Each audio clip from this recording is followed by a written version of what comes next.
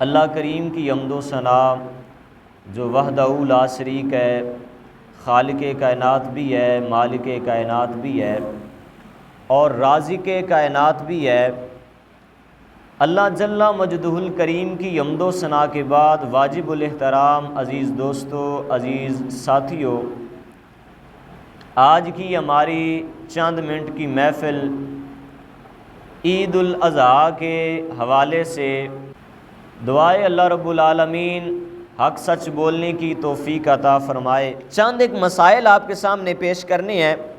اس بندے پر قربانی واجب ہوگی جو بندہ مسلمان ہوگا، یعنی سب سے پہلی بات ہے اسے مسلمان ہونا ضروری ہے۔ دوسری بات یہ ہے کہ وہ بندہ مسافر نہیں ہوگا، یعنی بندہ وہ جو ہے کسی سفر پر نہ ہو بلکہ مقیم ہو۔ اب یہاں پہ سوال یہ اٹھتا ہے کہ جو حاجی جاتے ہیں حج کرنے وہ بھی تو مسافر ہی ہوتے ہیں، لیکن ان کی قربانی ہو جاتی ہے۔ وہ کس طریقے؟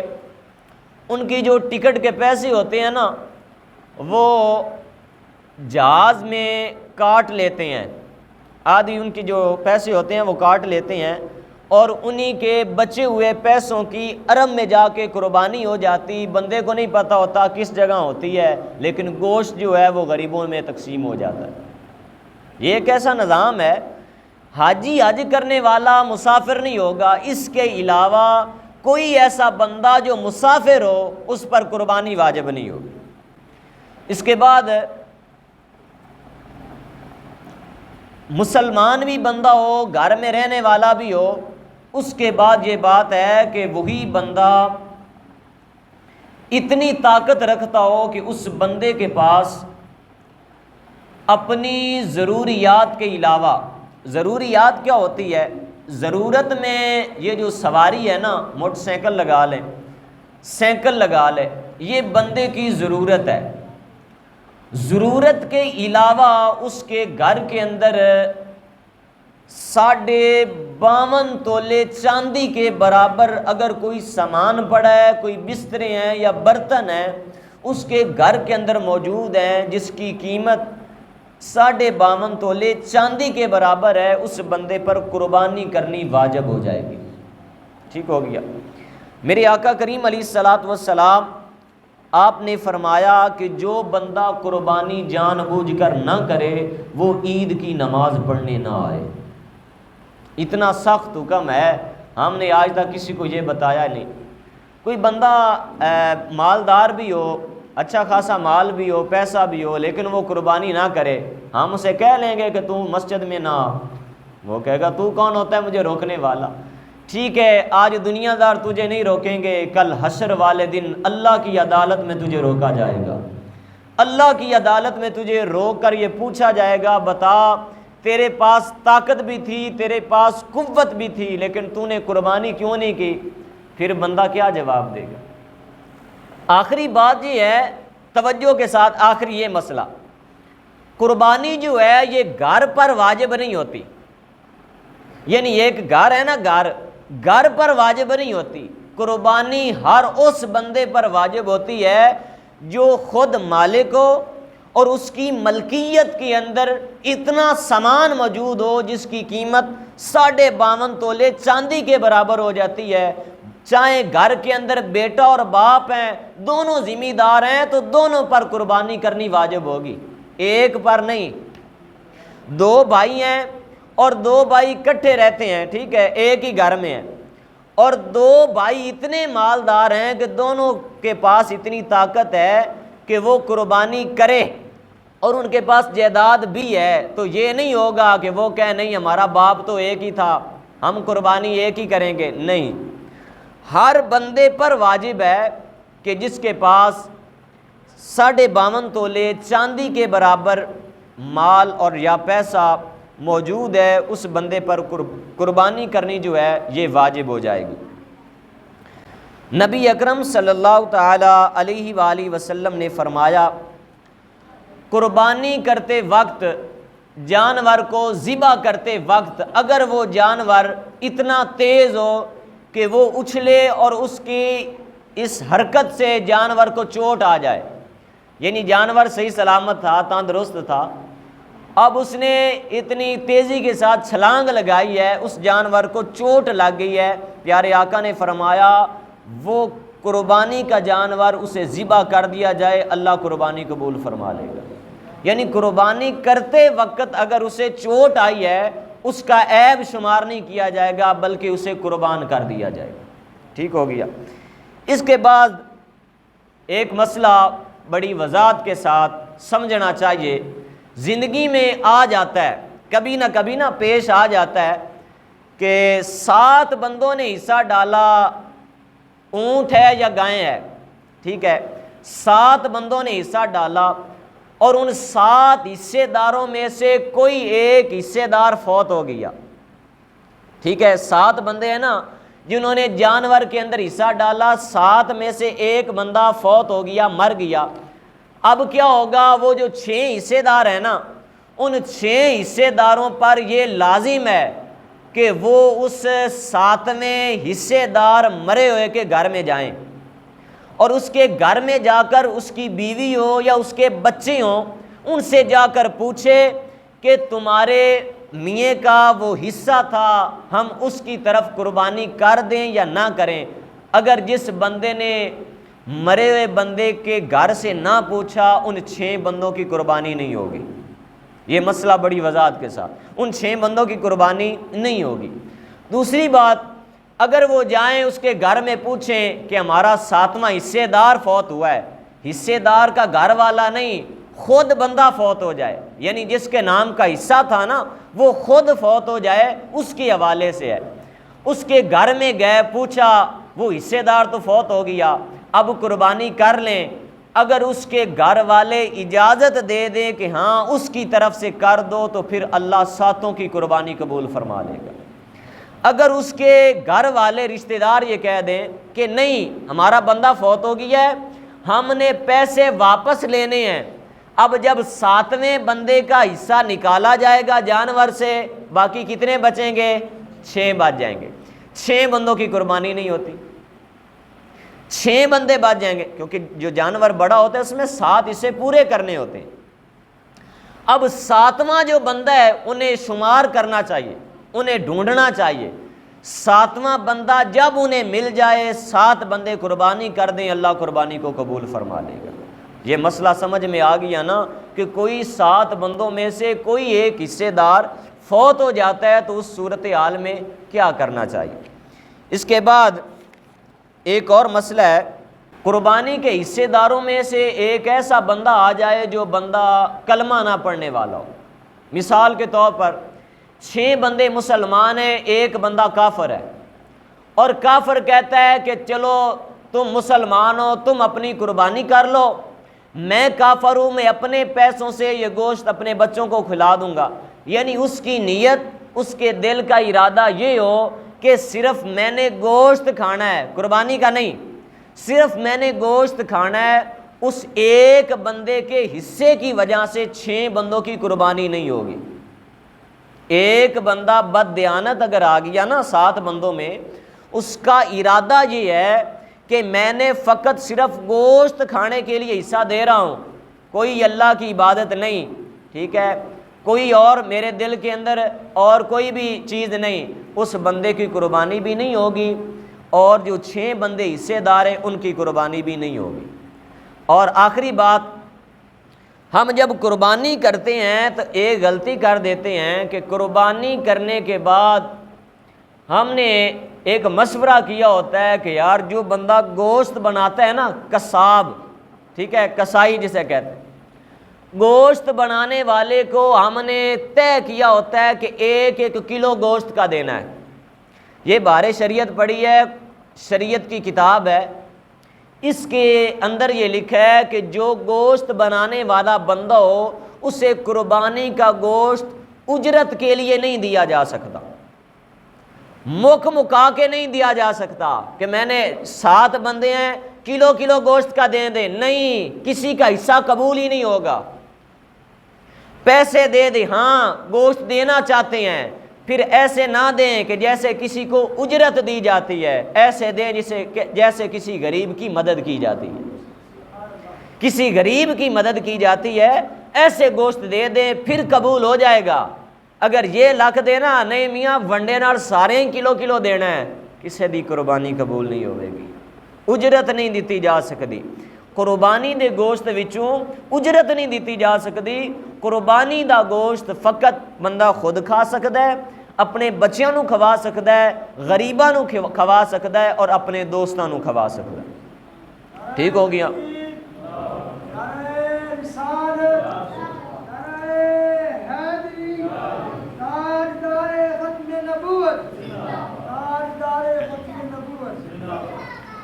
نبی اکرم صلی اللہ تعالی علیہ وآلہ وسلم آپ بھی قربانی کیا کرتے تھے۔ ایک بات سمجھنی چاہیے ہمیں، ہمارے نبی اتنے مالدار نہیں تھے، ہمارے نبی نے بڑی سادی سی زندگی گزاری۔ میرے نبی پر ساری زندگی کبھی زکوٰۃ نہیں فرض ہوئی، میرے نبی پر کبھی بھی ساری زندگی قربانی واجب نہیں ہوئی۔ میرے نبی نے اتنی سادی زندگی گزاری۔ اتنا نبی سادی زندگی گزارنے والا ہو لیکن پھر بھی میرا نبی ایک قربانی نہ کرے بلکہ میرا رسول دو قربانیاں کرے۔ میرے نبی سے پوچھا گیا یا رسول اللہ آپ 2 قربانیاں کرتے ہیں؟ میرے نبی نے فرمایا ایک قربانی میں اپنی طرف سے کرتا ہوں، دوسری قربانی میں اپنی امت کی طرف سے کیا کرتا ہوں۔ کتنا نبی محبت کرنے والا ہے، کتنا نبی شفیق اور مہربان ہے۔ ہمارا نبی ہماری طرف سے قربانی کرے۔ پھر میرے نبی کے وصال کے بعد مولا علی 2 قربانیاں کیا کرتے تھے، اس کتاب کے اندر موجود ہے حدیث پاک۔ مولا علی 2 قربانیاں کیا کرتے تھے۔ پوچھا علی پاک آپ 2 قربانیاں کرتے ہیں؟ علی بول پڑے، کہتے ہیں ایک قربانی میں اپنی طرف سے کرتا ہوں، دوسری قربانی میں اپنے سونے نبی کی طرف سے کیا کرتا ہوں۔ ایسے ایسے غلام بھی موجود ہیں جو میرے نبی کی طرف سے بھی قربانی کرتے ہیں۔ اب ایک اور مسئلہ بھی سامنے رکھیے، گھر کے اندر جو سربراہ ہوتا ہے نا، جیسے باپ کہہ لیں، بندہ ہی ہوتا ہے نا سربراہ، گھر کے اندر جو سربراہ ہوگا اس بندے کا حصہ ہوگا۔ پہلا حصہ کس کا ہوگا؟ سربراہ کا ہوگا۔ مثال کے طور پر سربراہ بندے نے حصہ نہیں پایا، اپنے بیٹے کا پا دیا، وہ حصہ نہیں، نفلی ہو جائے گا، واجب ادا نہیں ہوگا۔ جو بندہ زندہ ہو، گھر کے اندر موجود ہو اور مالک بھی ہو، سربراہ بھی ہو، جائیداد کا وارث بھی ہو، مالک بھی ہو، اس بندے کا حصہ پایا جائے گا۔ دوسری بات رہ گئی، اگر بندہ یہ کہہ دے کہ نہیں میں اپنی طرف سے بھی کروں گا، اپنے بچوں کی طرف سے بھی کروں گا، پہلا حصہ بندہ اپنا ڈالے گا، پھر اپنے بچوں کا حصہ بھی ڈال سکتا ہے، پہلا حصہ اس کا اپنا ہونا چاہیے۔ تو آئیے اب سمجھیے ہم قربانی کرتے ہیں کس مقصد کے لیے کرتے ہیں۔ اللہ تعالیٰ نے فرمایا کہ مجھے تمہارے گوشت کی ضرورت نہیں۔ ہم کتنی شان والے ہیں، ہم کتنی برکتوں والے ہیں، گوشت کرنے کے بعد کھا بھی لیتے ہیں، پکا بھی لیتے ہیں، اللہ قربانی بھی قبول فرما لیتا ہے۔ کتنی اللہ نے ہمیں شان عطا فرمائی۔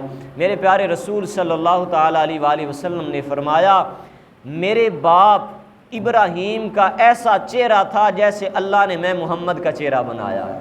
میرے نبی کی بارگاہ کے اندر سوال کیا گیا یا رسول اللہ آپ کے بابا ابراہیم کا چہرہ کیسا تھا؟ میرے آقا نے فرمایا جب میں معراج والی رات عرش پر گیا تو عرش پر جاتے ہوئے ایک دروازے کے کنارے کے ساتھ ایک بزرگ بیٹھا تھا، جبریل مجھے کہنے لگا یا رسول اللہ یہ تمہارے دادا ابراہیم بیٹھے ہیں۔ پیارے آقا کریم نے فرمایا کہ میں نے زیارت کی، میں نے مصافحہ کیا، سلام دعا ہوئی۔ حضور نے اپنے صحابہ کو بتایا کہ اے میرے صحابہ میرے دادا ابراہیم کا ایسا چہرہ تھا جیسے تم میرے محمد کی زیارت کر رہے ہو۔ اللہ تعالیٰ نے اتنی شان عطا فرمائی۔ پھر دیکھے اسماعیل نبی جس جگہ پر اپنی ایڑی کو رگڑتے رہے نا، جس جگہ پر اپنی ایڑی کو رگڑتے رہے اس جگہ پر اللہ نے پانی کا چشمہ جاری فرما دیا۔ آج بھی حاجی جا کر پانی لے بھی آتے ہیں، پی بھی آتے ہیں، جسے زمزم کہتے ہیں۔ زمزم پینا اور زمزم کھڑے ہو کر پینا، وجہ کیا ہے؟ اللہ تعالیٰ نے اپنے نبی اسماعیل کے قدموں کی یہ شان رکھی، جو زمزم پیے گا وہ کھڑا ہو کر اللہ کے گھر کی طرف منہ کر کے پانی پیے گا۔ ابراہیم اسماعیل کے قدموں کے ساتھ لگنے والے پانی کی برکت اتنی ہے کہ اسے کھڑے ہو کر پیا جائے۔ یار جب ہم اپنے نبی کی ذات پر درود پڑھتے ہیں پھر بھی کھڑے ہو کر پڑھنا چاہیے۔ اگر پانی کھڑے ہو کر پینا چاہیے تو ہر محفل کے بعد، ہر جمعے کے بعد نبی پاک کی ذات پر مصطفیٰ جان رحمت بھی کھڑے ہو کر پڑھنا چاہیے۔ بندے کو سمجھنا چاہیے نا، اسماعیل وہ نبی ہے جس نے معراج والی رات ہمارے نبی کے پیچھے نماز پڑھی ہے، آگے نہیں، پیچھے نماز پڑھی۔ پیچھے نماز پڑھنے والا اسماعیل ہو، اس کے قدموں کے ساتھ لگنے والا پانی آج بھی حاجی کھڑے ہو کر پیتے ہیں۔ میں قربان نہ جاؤں اپنے نبی کی شان پر، میرے محمد کی ذات پر درود پڑھتے ہوئے لوگ کیوں شرما جاتے ہیں؟ ہر وقت درود پڑھنا چاہیے اور ہر لمحہ درود پڑھنا چاہیے۔ اللہ نے ساری برکتیں، ساری شانیں اپنے نبی کو عطا فرمائی ہیں، جن کے صدقے اللہ نے ہمیں بھی مقام عطا فرمایا، اللہ تعالیٰ نے ہمیں بھی شانیں عطا فرمائی۔ تیسری بات یہ ہے، قربانی کا جو گوشت ہوتا ہے یہ تقسیم کرنے میں ہماری کچھ غلطیاں آ جاتی ہیں۔ دیکھیں نا، مقصد ہوتا ہے نا صرف گوشت کھانا یا موٹا ہونا، تو قربانی کا ویسے نام ہی ہے، قربانی کا تو نام ہی ہے، پھر ویسے کر لیتے جانور، خرید کے لے آتے، یار میں گوشت خرید کے لے آتا ہوں۔ قربانی کرنے کا مقصد صرف کھانا نہیں ہوتا، قربانی کرنے کا مقصد رب کو منانا ہوتا ہے۔ ہمارا قربانی کا گوشت دینے کا انداز پتہ ہے کیسا ہے؟ ویسے بات کڑوی ہے، وہ کہتے ہیں کڑوی بات ہمیشہ بری لگتی ہے۔ ہم قربانی کا گوشت اس کے گھر میں بھیجتے ہیں جو ہمارے گھر میں بھیجتے ہیں، یا جس کا حصہ ہوتا ہے نا ہم اس کے گھر میں بھیج دیتے ہیں۔ یار مجھے پتہ ہے ایک گھر کا حصہ ہے، بھیجنے کی کیا ضرورت؟ اس گھر میں بھیجنا جس کا حصہ نہیں، جو سارا دن اللہ کے آسرے پہ بیٹھا۔ اور اس کے ہاں ایک اور بات بھی، اس بندے کا حصہ نہ ہو، وہ بندے کہتے ہیں نہیں یار اس کے گھر میں بڑا گوشت جمع ہو گیا ہے۔ جس بندے کا حصہ نہ بھی ہو، گوشت بھی جمع ہو جائے نا، اس کے دل کے اندر یہ بات ضرور رہتی ہے، کاش اللہ مجھے طاقت دیتا میں اپنا حصہ ڈال لیتا۔ یہ رہتی ہے نا بات، میں بھی ذمہ دار ہوتا، میں بھی مالدار ہوتا، میرا بھی حصے والوں میں نام بولا جاتا۔ کئی واقعات ایسے ملتے ہیں۔ بات کرنے کا مقصد یہ ہے، ہماری جو قربانی ہوتی ہے یہ صرف کھانے کا نام نہیں ہے، ہماری قربانی اپنے رب کو منانے کا نام ہے۔ میرے پیارے آقا کریم علیہ الصلوۃ والسلام نے فرمایا، قربانی والے دن جب قربانی کا جانور ذبح کیا جاتا ہے، اس کے پہلے قطرے زمین پر گرنے سے پہلے قربانی کرنے والوں کی اللہ سارے گناہوں کو معاف فرما دیتا ہے۔ پھر میرے رسول کریم صلی اللہ تعالیٰ علیہ وآلہ وسلم نے فرمایا، آپ نے فرمایا قربانی والا جانور اگر ذبح کر دیا جائے اور اس کے جسم پر جتنے بال موجود ہوتے ہیں، اللہ ایک ایک بال کے بدلے ایک ایک نیکی عطا فرما دیتا ہے۔ آپ بتائیں، یہ جو ہم مثال کے طور پر گائیں ذبح کرتے ہیں، ٹھیک ہے، جسے ہم گوکا کہہ دیتے ہیں، اور دوسری سائڈ پر نام ہوتا ہے ماجے کا، ماجے پر اتنے بال نہیں ہوتے جتنے بال گوکے پر ہوتے ہیں، تو ہمیں بھی چاہیے کہ زیادہ ترجیح جو ہے نا وہ گوکے پر دینی چاہیے۔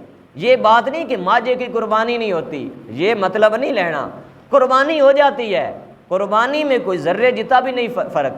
ثواب کی میں بات کر رہا ہوں، ثواب کی وجہ سے اگر بندہ اور زیادہ ثواب لینا چاہتا ہے، میرے پیارے آقا کریم نے فرمایا جو بندہ زیادہ ثواب لینا چاہتا ہے وہ اگر ایک گائے ہے نا، گائے اس کے 7ویں حصے کے برابر پیسے بن گئے ایک بکری کے، اس نے بکری ذبح کر دی، اللہ بکری کرنے والے کو زیادہ ثواب عطا فرما دے۔